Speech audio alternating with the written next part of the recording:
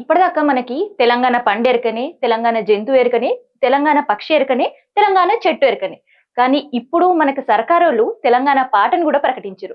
ఒక్కసారి ఆ పాట కళాకారుల నోట ఇందాం. జయ జయ హే తెలంగాణ జననీ జయ కేతనం, ముకోటి గొంతుకలు ఒక్కటైన చేతనం, తరతరాల చరిత గల తల్లి నీరాజనం, 10 జిల్లల నీ పిల్లలు ప్రణమిల్లిన శుభ తరుణం. జై తెలంగాణ, జై జై తెలంగాణ, జై తెలంగాణ, జై జై తెలంగాణ.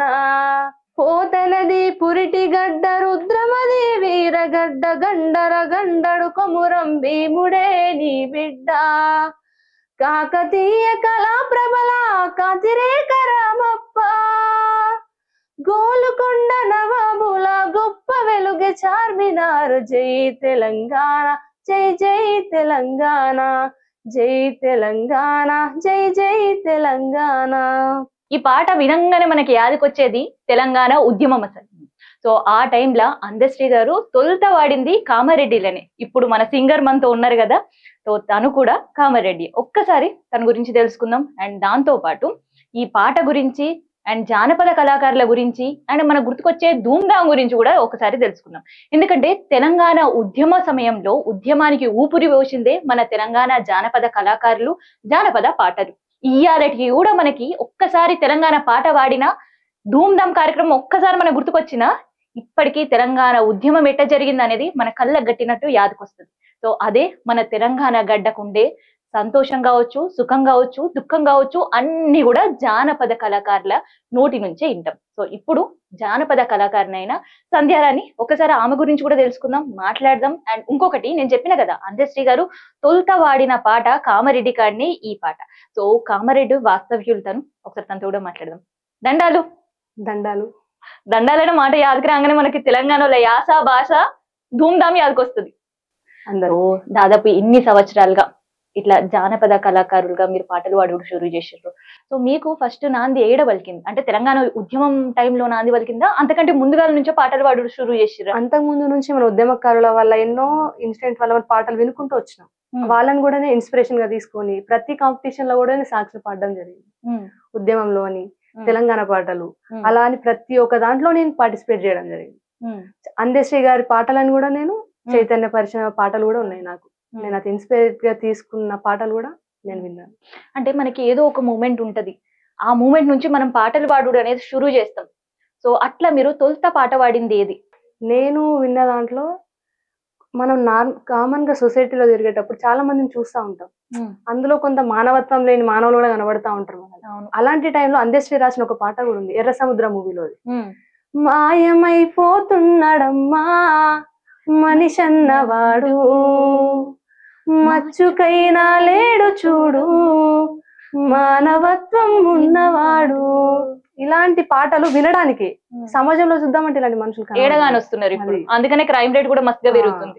మీకు అనిపిస్తుంది అట్లా? చాలా. ఇప్పుడు ఒక టీనేజ్ లో ఉన్నారు. నేను ఈ పాట మిమ్మల్ని ఎట్లా ఇన్స్పైర్ చేసింది? ఎవరిని చూసి ఆ పాట మళ్ళీ పాడాలి, లేదంటే మిమ్మల్ని మీరు ఆ పాట అనుకున్నారు? నేను ప్రిపరేషన్ టైం అని చెప్పేసి మాది మారుమూల గ్రామమైన మద్నూర్. అక్కడ నుండి మా ఏరియాలో అన్ని సౌకర్యాలు ఉండేవి కాదు. ఉందామన్నా సొసైటీ అంతా. దానికి ప్రిపరేషన్ టైంలో నేను కామారెడ్డిలో 2 years ఉన్నాను. కామారెడ్డిలోనే ఇంత దూరం అంటే మాకు కామారెడ్డికి 110 kilometers. అక్కడ వరకు వెళ్ళి అక్కడే ఉండి లైబ్రరీలో రూమ్ లో ఉండి నేను 2 years అక్కడ తిరుగుతా, సొసైటీని చూస్తా ఉన్నా. అక్కడికి వెళ్ళినప్పుడు నేను ప్రిపరేషన్ టైంలో తెలంగాణ ఉద్యమం ఎక్కువ చదివా. అందులో రచయితల గురించి కూడా చదవడం జరిగింది. అందులో చదివేటప్పుడు మెయిన్ గా ఈ రచయితలు సాంగ్స్ నా ఫ్రెండ్స్ ని అందరిని చుట్టూ కూర్చోబెట్టుకొని పాటలు నేను మాటల ద్వారా కాదు, పాటల ద్వారానే వాళ్ళకు గుర్తుండిపోయేటట్టు చెప్పేదాన్ని. అవే బిట్స్ ఎగ్జామ్ లో కూడా రాయడం జరిగింది. అసలు ఒక్క బిట్ ఏదైనా యాదుకుంటే ఒకసారి మా కోసం పాడరాదు? విమలక్క పాడిన సాంగ్, పల్లె పల్లె నా కన్నీళ్లు పెట్టే తెలంగాణలోనా మన పంట సేలలోనా, ఇలాంటి పాటలు.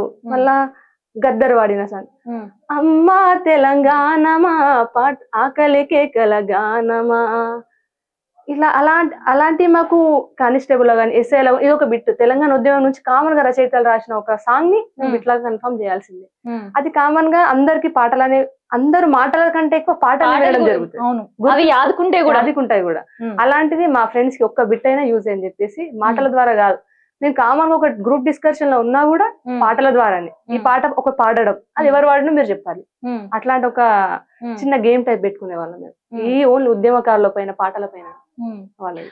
అయితే ఈ పాటలు ఆటలు ఇవన్నీ కూడా తెలంగాణలోకే సొంతం. మన ఉద్యమం ఈ రోజు మనం సాధించుకున్న తెలంగాణ కూడా కళాకారుల పాత్ర ఇంత అంత కాదు, చాలా చాలా అసలు చెప్పలేనిది, చెప్పడానికి వర్ణించడానికి మాటలు కూడా ఏమీ లేవు.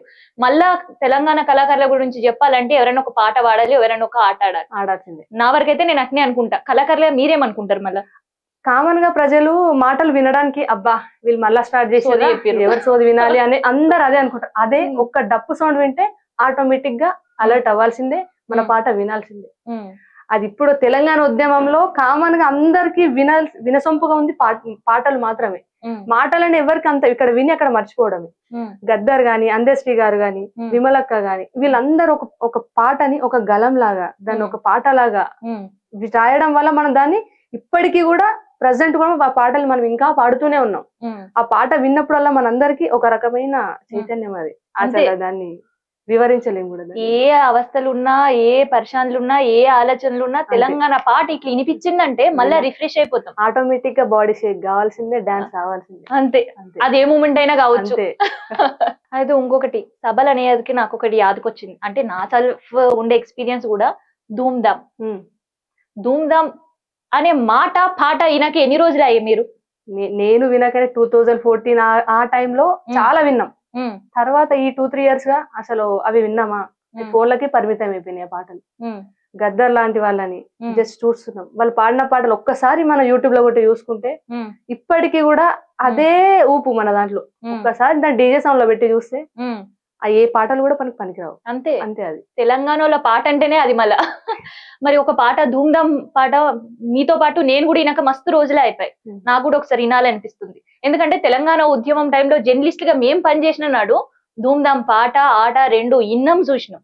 ఒక్కసారి మా అందరి కోసం కూడా, మా వ్యూవర్స్ అందరి కోసం కూడా ధూమ్ ధామ్ ఇంకొకసారి షురు చేద్దాం. ఒక పాట పాడురి. మనం కామారెడ్డి సభలో గాని ఎక్కడైనా సభలో ఫస్ట్ వినబడే సాంగ్ ఆడుదాం డప్పుల్ల దరువైరా, పల్లె తెలంగాణ పాట పాడరా, కోలాట మూజడ కొప్పేయరా, దూలంటూ దీనిపై ఆట ఆడరా, ఆడుదాం అరరే ఆడుదాం, ఆడుదాం డప్పుల్ల దరువైరా, పల్లె తెలంగాణ పాట పాడరా. ఇలాంటి పాటలు మనకు చాలా ఊపందుకునేవి. మీరు వాడిన ఒక్క ధూమ్ధాం పాట వింటే మళ్ళీ ఇంకొక పాట వినాలనిపిస్తుంది. ఒక్కసారి వాడరా. రాజిగా ఒరి రాజిగా, రాజిగా ఒరి రాజిగా ఒరి ఐలాపురం రాజిగా ఒరి ఓరుగల్లు రాజిగా, పుడి తొక్కటి సస్తే రెండు రాజిగా ఒరి రాజిగా, ఎత్తుర తెలంగాణ జెండ రాజిగా ఒరి రాజిగా, గజ్జలు గజ్జాలు రెండు గజ్జలో రాజన్న, గజ్జలు గజ్జాలు రెండు గజ్జలో రాజన్న, సేను వాయ సెలక వాయ గజ్జలో రాజన్న, సేను వాయ సెలక వాయ గజ్జలో రాజన్న, బతుకు వాయ మెతుకు వాయ గజ్జలో రాజన్న, మెతుకు మూడాకులాయ గజ్జలో రాజన్న. తెలంగాణ ధూమ్ధాం పాట ఆట మళ్ళీ ఒక్కసారి ఇట్లా కళ్ళ ముందు కానొచ్చింది అన్నట్టు అనిపిస్తుంది నాకైతే. ఇక తెలంగాణలో ఆట పాటతో పాటు పండగలు కూడా ప్రకృతికి కనెక్ట్ అవుడుతో పాటు మన బతుకులు కనెక్ట్ అయ్యే పండుగలే మనం చేసుకుంటుంటాం. సో కలరా వ్యాధి వచ్చినప్పుడు బోనాలు చేసుకుని ఆషాఢ మాసంలో ఆడవిళ్ళందరం కూడా అత్తగారింటికి వెళ్ళి అమ్మగారింటికి పోవడానికి ఇంకొక ఛాన్స్ అనుకొని మంచిగా పోయి పండుగ చేసుకుంటాం.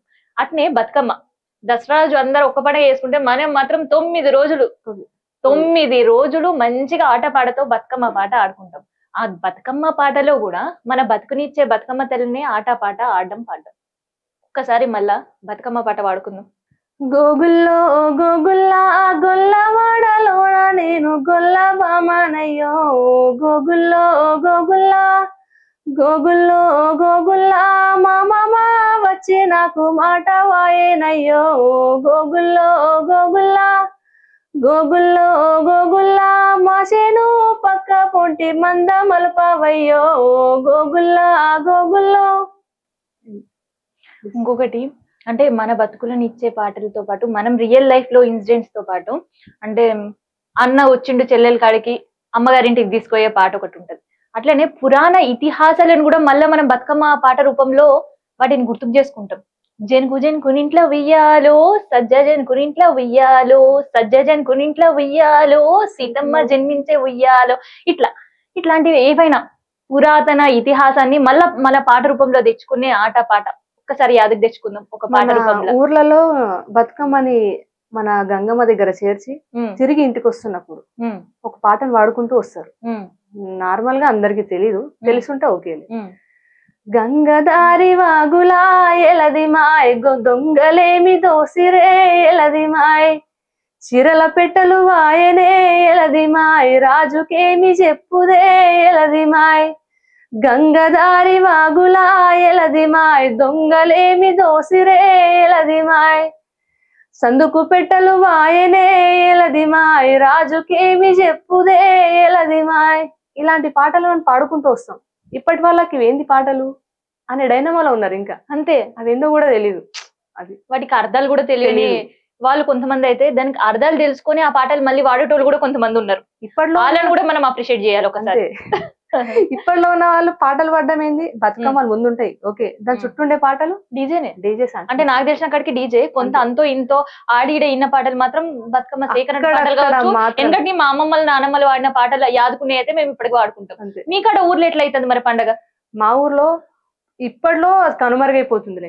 అంతే, ఇప్పటి ఉన్న ఏజ్ వాళ్ళు ఇప్పుడు కనబడలేదు. మా నార్మల్ మన ఫోన్ లో పెట్టుకొని బయట దుంకడం, అది కూడా హ్యాండ్స్ తో కాదు, కోలలతో కూర్చొని ముచ్చట్లు ఆడుకుంటూ. మనల్ని చదువుకోవడానికి టైం ఉంటది అక్కడ, బతుకమ్మలు ఎక్కడ చేస్తాం మనం? దానికోసమే కదా. అందులో సిన్సియర్ గా ఒక పద్ధతిగా అలాంటిది ఇప్పుడు అలాంటివి కనిపించడం లేదు.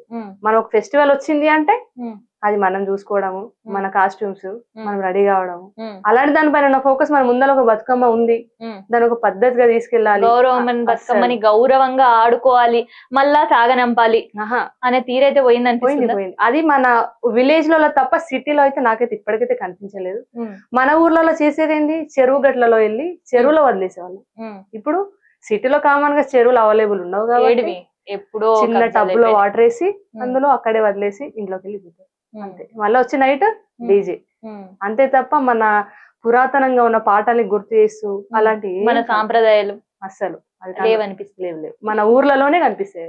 అంతేనా? అంతే, మన ఊర్లలోనే కనిపిస్తే అని సంధ్యారాణి మస్తు గట్టిగా చెప్తుందని అనిపిస్తుంది. చాలా గట్టి. ఏ ఊరు? కామారెడ్డి కాడ. నాది మద్నూరు. చదవంత ఏడ చదివింది? నాది 1వ తరగతి నుండి 12వ తరగతి వరకు మద్దూరులోనే, మా విలేజ్ లోనే జరిగింది. ఇంటర్ వరకు ఏడ చదువుకున్నారు? సర్కార్ బడా ప్రైవేటా? మొత్తం గవర్నమెంట్ అన్నారు. మొత్తం సర్కార్ బడే, మొత్తం గవర్నమెంట్. ఆ గవర్నమెంట్ జాబ్ నే కొడదాం అనుకోనే ఇప్పుడు సర్కార్ బడాను. అవును. మీరు చదివేటప్పుడు చదువులు ఎట్లా ఉండే? మేము చదివేటప్పుడు అప్పుడున్న ఒక బతుకమ్మ ఫెస్టివల్ వస్తుంది అంటే అదొక రకమైన ఆనందం. అది వాళ్ళ స్కూల్లో కూడా సెలబ్రేట్ చేసి ఇచ్చేవాళ్ళు. వెళ్ళాలి, మనం అందరం ఫ్లవర్స్ ని తీసుకెళ్ళాలి, పెట్టాలి, పాటలు పాడాలి.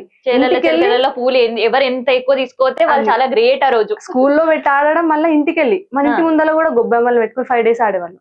ఇప్పుడు ఆ బతుకమ్మలు అంటే మనం కూడా ఇంట్రెస్ట్ చూపిస్తలేం. అబ్బా ఆడాలి కదా, వెళ్ళాలి కదా అనే మైండ్ సెట్ అయిపోయినా. ఏంది మనకు ఒక బద్ధకం అనేది. అదేంది బయటకు వెళ్ళి సిటీలోకి వెళ్ళడము, ఆ కల్చర్ ని మనం అలవాటు పడుతున్నాం. మన ఊర్లో ఉన్న సాంప్రదాయాలు మనం మర్చిపోతున్నాం. పురాగా పోయినాయి అంటారు. సగం నేను చూసిన దాంట్లో అయితే పోయినాయి.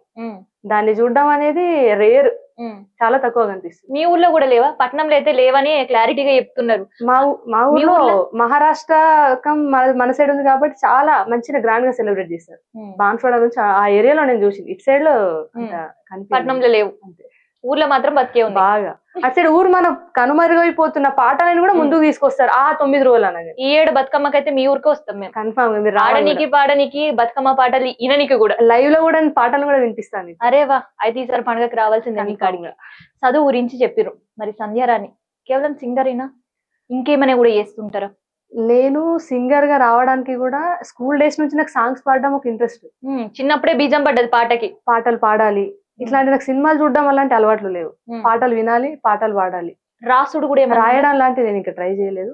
పాడడానికి ఎలాంటిది ఇచ్చినా, అలాంటి లవ్ ఫెయిల్యూర్ సాంగ్స్ కానీ, మెలోడీ సాంగ్స్ కానీ, అలాంటి హై లెవెల్స్ ఏదైనా కూడా అన్ని రకాలుగా పాడాలి అని నా ఒక ఆశ. దాన్ని ఫుల్ఫిల్ చేద్దామని స్టడీ కంటిన్యూ చేస్తూ ఏదైనా సాంగ్స్ కాంపిటీషన్ వచ్చిందంటే సైడ్ వెళ్ళిపోవడమే. స్కూల్ డేస్ నుంచి కాంపిటీషన్ నాకు మా అక్కకి. మళ్ళీ మా అక్కయ్య కూడా బాగానే పాడతారు. ఇక్కడ మా ఇద్దరికే ప్రైజులు రావాలి అక్కడ. అక్కకైనా రావాలి, చెల్లెళ్ళు ఇద్దరు కూడా తెలంగాణ పాటల్లో ఫుల్ గా పాడేస్తారనమాట. బట్ మనకు సంగీతం లాంటి ఏం అలా అంటే తీసుకెళ్లడం సంగీతం క్లాస్ ఒకటి ఉంటది వెళ్ళాలి అనేది మనకి ఎవరు గైడెన్స్ చేయలేదు. కానీ మనకు పాటలు వినడం పాడడం అలవాటైంది స్కూల్ డేస్ నుంచి. ఇంటర్ కాలేజ్ లో ఇప్పటికీ కూడా ఇంటర్ కాలేజ్ లో సంధ్య అంటే సింగర్ సాంగ్స్ పాడుతుంది ఏ అమ్మాయి సంధ్య అని ఇట్లా కూడా గుర్తున్నా నేను. వాళ్ళకి ఏదో ఇన్సిడెంట్ పాట పేరు తెచ్చింది అనమాట అంతే. కాలేజ్ లో ఏదో ఇన్సిడెంట్ అవుతుంది అంటే అక్కడ సాంగ్ రూపంలో నేను చెప్పడం, ఎవరైనా వస్తున్నారు అనగా, ఏదైనా సాంగ్ పాడాలి అన్నా, ఏదైనా మాట చెప్పాలి అన్నా ఎక్కువనే సాంగ్స్ లాగానే పాడుతూ వాళ్ళకి పలకరిస్తూ ఉంటా. ఖాళీ చదువులేనా సర్కారు నుంచి, లేదంటే ఉద్యోగం కూడా సర్కారులోనే చెయ్యాలి, గవర్నమెంట్ ఉద్యోగం కొట్టాలి అని ఇట్లా ఏమైనా ఏం పెట్టి దానికోసం ఇన్ని ఇయర్స్ గా వెయిట్ చేసిన.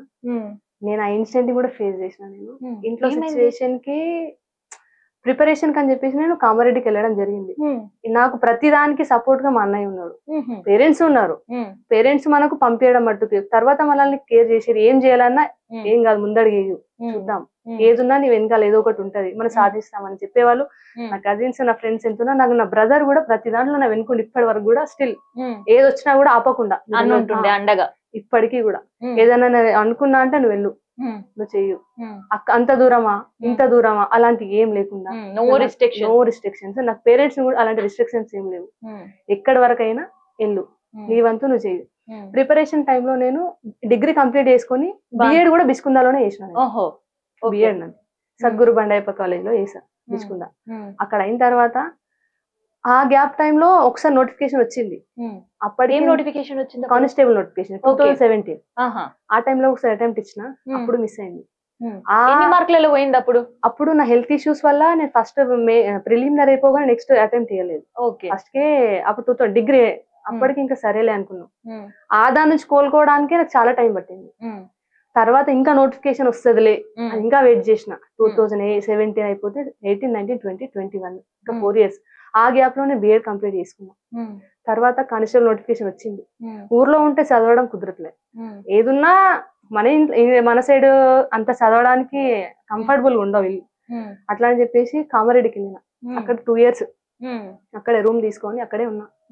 ఆ ప్రిపరేషన్ కి నేను చేసిన హార్డ్ వర్క్, అంత హార్డ్ వర్క్ చేసినా కూడా నాకు జాబ్ మిస్ కావడం స్టిల్ నౌ ఇప్పటికీ కూడా నేను బాధపడుతూనే ఉన్నా. దాదాపు ఎన్ని సంవత్సరాలు మళ్ళీ ప్రిపేర్ కావడానికి జాబ్? అసలు నేను నెక్స్ట్ అనే ఆప్షన్ మనం ఏ అంటే ఇప్పుడు రాసిన ఎగ్జామ్ కి ఎన్ని సంవత్సరాలు ప్రిపేర్ అయ్యారు? 2 years అక్కడే ఉన్నా.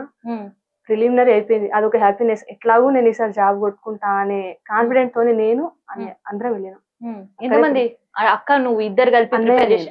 అన్న నీవు ఇద్దరు కూర్చొని ప్రిపేర్ చేసి ఇద్దరు అటెంప్ట్ చేశారు ఎగ్జామ్? ఇద్దరం అటెంప్ట్ చేసి. అన్న పరిస్థితి ఏంది? అన్నయ్యది కూడా లాంగ్ జంప్ లో అక్కడ ఫౌల్ అని చెప్పేసి అక్కడ తీసేసారు. అయ్యో రామా. నాకు ప్రిలిమినరీ అయిపోయింది, సగం హోప్ వచ్చింది. ఈవెంట్స్ హెల్త్ ఇష్యూస్ ఉన్నా ఏదున్నా నా కష్టం, నాకు ఏదున్నా ఇంకా నా ఫ్యామిలీ, నాకు జాబ్ కావాలి, ఈ నా సిచ్యువేషన్ లో నాకు జాబ్ కావాలనే దాంతో నేను చాలా ప్రయత్నించిన. ఈవెంట్స్ కూడా అయిపోయినాయి, నేను మంచి స్కోరే తీసుకున్న గ్రౌండ్ లో. మెయిన్స్ కూడా ప్రిపేర్ అయినా, మెయిన్స్ కూడా అయిపోయి రిజల్ట్ కూడా వచ్చినాయి. ఆల్మోస్ట్ జాబ్ నా చేతులు ఉంది అనుకున్నాను. ఆ టైంకి వచ్చేసరికంటే నాకంటే తక్కువ మార్క్స్ ఎక్కువ మార్క్స్ అని కాకుండా ఒక రిజర్వేషన్ నార్మలైజేషన్ దాంట్లో 0.4 లో నా జాబ్ మిస్ అయింది.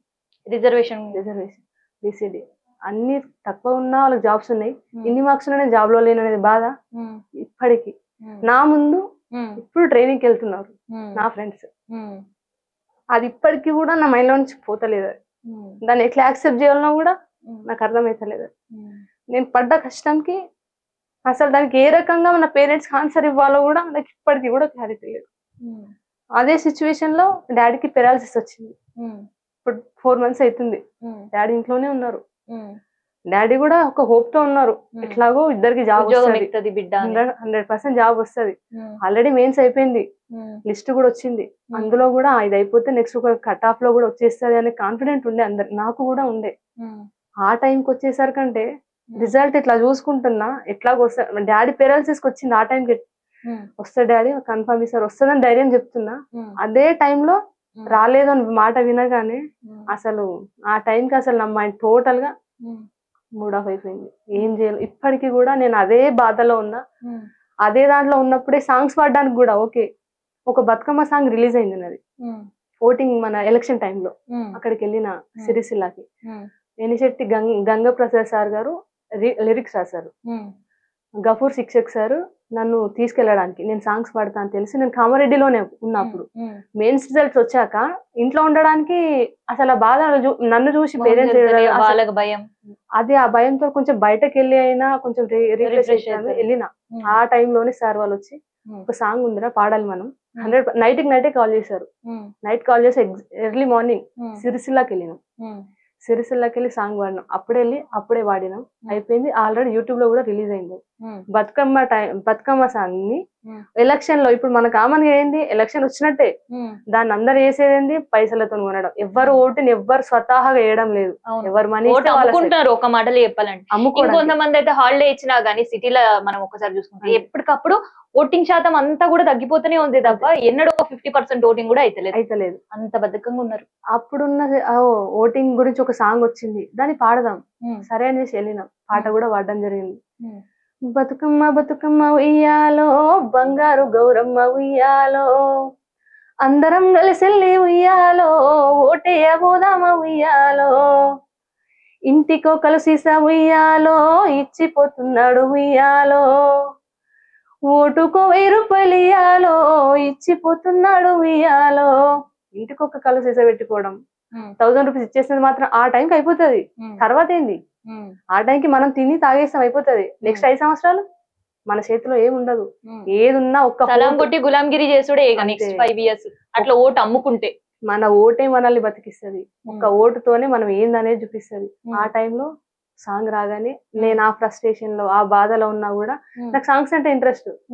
ఓకే ఇది ఉంది, నాకంటూ ఒక ఛాన్స్ వస్తుంది, వెళ్దాం. నేను సాంగ్స్ కోసం కూడా, ఛాన్సెస్ కోసం కూడా వెయిట్ చేస్తుంది. నేను దిలీప్ దేవన్ అన్నయ్యతో కూడా ఒక సాంగ్ అంటే ఒక్క ఆపర్చునిటీ ఉద్యోగం రూపంలో మిస్ అయినా గానీ మళ్ళీ ఒక సింగర్ రూపంలో మళ్ళీ జీవితాన్ని ఇచ్చింది అనిపిస్తుంది నాకైతే. నేను కూడా దాన్ని యాక్సెప్ట్ చేయాల్సి వస్తుంది. ఒకదాన్ని పోయిన దాని గురించి బాధపడుతూ ఉండి ఉన్న లైఫ్ ని స్పాయిల్ చేసుకోవడం ఎందుకు. ఓకే ఇది పోయింది అంటే మన మంచిగా ఇంకో రూట్ లో వెళ్దాం. అది మనకు రాసి పెట్టింది లేదనుకోవాలి అంతే. అంతకు మించి బాధపడితే ఏం వచ్చేది లేదనిపించింది.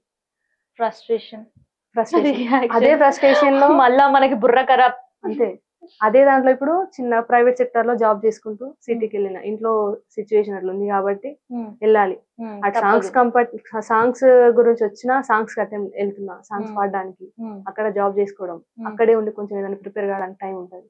ఇంట్లో ఉండి ఏం లేదు, బాధపడడం తప్ప, ఉన్నదాన్ని గుర్తు చేసుకుంటూ ఏడవడం తప్ప ఏం లేదు. ఇంట్లో పరిస్థితి మంచిగా లేదన్ను. బాపు ఏం చేస్తాడు? డాడీ ఆటో డ్రైవర్, అమ్మ చేనికి వెళ్తారు. అన్నయ్య మేము చదువుకుంటాను. అక్కకు మ్యారీడ్. పంట పొలాలు ఉన్నాయా? ఒక 30 గుంటలు. ఓకే, అందులోనే సాగు చేసుకుంటారు ఇద్దరు కూడా. ఇప్పుడు అది కూడా లేకుండా ఇంట్లో ఉండిపోయారు. 4 months అవుతుంది. బాపు బయటకు పోతలేదు, అసలు బెడ్ మీద నుంచి రావడానికి లేదు. ఇంట్లోనే ఉన్న 4 months. ఇప్పుడు మమ్మల్ని నేను 2 years అక్కడ ప్రిపేర్ అవుతున్నాము అంటే బ్యాక్ బోన్ గా ఉంది నాన్నని. ఎంత కష్టం వచ్చినా ఏం వచ్చినా మా వరకు మాత్రం అలాంటివి చేయకుండా అక్కడి వరకు నా కూతురు నా కొడుకు జాబ్ వస్తుంది, నేను వాళ్ళ కోసం ఎంతైనా చేస్తా. మా కోసం కష్టపడుతూనే మొన్న 4 months రీసెంట్ 4 months గా పెరాలసిస్ వచ్చి బెడ్ ఇంట్లో ఉన్నారు.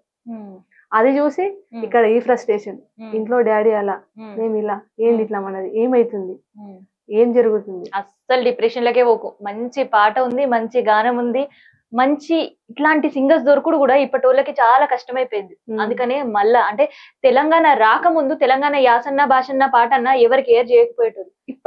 ఇప్పుడు కొంత తెలంగాణ యాస పైన ఇంట్రెస్ట్ వస్తుంది. సినిమాలే కాదు, ఇప్పటి కాలంలో సీరియల్ కూడా తెలంగాణ యాసలో మాట్లాడుతుంది. తెలంగాణ యాస ఏది పెట్టినా దొరకదు. ఇప్పటికీ నేను ఎక్కడ మంచి బ్రైట్ ఫ్యూచర్ ఉండాలి నేను కూడా కోరుకుంటున్నాను. Thank you madam. సాంగ్స్ పాడడానికి కూడా మనకి వాళ్ళు ఎక్కడికి రమ్మని నా స్టూడియోకి వెళ్ళాలి. వెళ్ళేటప్పుడు మా అమ్మ నేను ఇట్లా వెళ్తున్నా, ఒక సాంగ్ పడడానికి పిలిచారు రమ్మని. ఓకే వెళ్ళండి. ఎందుకు ఎక్కడ అలాంటి ఏం క్వశ్చన్స్ నాకు అమ్మ నాన్న పంపించడం వరకే పంపిస్తారు. వాళ్ళకు ఒక ధీమా అయింది, అన్నయ్య ఉన్నాడు, ఏదున్నా చూసుకుంటాడు, అండగా ఉన్నాడు. నన్ను ఇప్పటికీ కూడా నా వెనుకునే నడిపేది, ఏదానికైనా సపోర్ట్ చేసేది ప్రతి దాంట్లో. నేను కూడా అదే నమ్మకంతో నేను ఏదో ఒకటి సాధించాలి, ఏదో ఒకటి ముందుకెళ్ళాలి. అలాంటి పాఠాలను మర్చిపోకుండా నా పాఠాలు కూడా ఉండాలి, అలానే నా ఇది కూడా ఉండాలి, కెరియర్ కూడా ఉండాలి. మరి ఇప్పుడు ఏం గోల్ పెట్టుకున్నారు మీరు? నేను మళ్ళీ కానిస్టేబుల్ నోటిఫికేషన్ వస్తే మళ్ళీ రాద్దామనే దాంట్లోనే ఉన్నా. అదే దాంట్లో ఇంకా వెయిట్ చేస్తున్నా. స్టిల్ నౌ నాతో ఉన్న ఫ్రెండ్స్ వెళ్తున్నారు ఓ సైడ్, నేను ఇంకా ఇప్పుడు ఒక స్టెప్ బ్యాక్ ఉండొచ్చు, ఇంకో టైం నేను ముందుకు వెళ్తా. 10 అడుగులు ముందుకు ఉండాలని మేము కూడా కోరుకుంటున్నాం. Thank you. కళాకారులతోటి మాటలు చెప్పడం అంటే మస్తు కష్టమని నాకు ఇవాళ అర్థమైంది. మీ దగ్గర పాటలే పాడాలి, పాటలే వినాలి అనేది కూడా సంగతి నాకు కూడా తెలిసింది. అయితే మనం ఇప్పటి వరకు పేపర్లో వెళ్ళినాం, టీవీలో చూసినాం, నంది అవార్డుల పేరు మన గద్దర్ అన్న పేరుగా మార్చారు. ఒక కళాకారిణిగా ఆ మాట విన్నప్పుడు మీకు ఏమనిపించింది? దాని గురించి స్టోరీ చదివినప్పుడు కానీ ఎట్లా అనిపించింది? గద్దర్ అనగానే మనకు గళం, అంతే. మంచి పాట. ప్రతి సభలో మనకు వినిపించేది గద్దర్ అన్న పాటలు ఎక్కువ. అతని వాయిస్ తో సంబంధం లేకుండా పాటలు. అవును. అతను ఒక పాటతో పాటు ఒక స్టెప్ వేయడం, ఆ స్టెప్ చూసి కింద నిలబడ్డ జనాలంతా కూడా స్టెప్ వేసిన రోజులు. ఇప్పటికీ కూడా ఒక సభ ఉంది అంటే అక్కడ గద్దర్ అన్న ఉంటేనే ఆ సభకు అందం వచ్చేది. ఆయన మనలో లేరు, కాకపోతే ఆయన పాటలు మాత్రం ఎప్పటికీ సజీవంగా ఉంటే. మళ్ళీ పారి ఒకసారి గద్దర్ అన్న పాట విందాం. అతని పాటలు వింటే మనకు ఆటోమేటిక్ ఒక చైతన్యం రావాలి. మళ్ళీ ఒకసారి పాడండి కదా.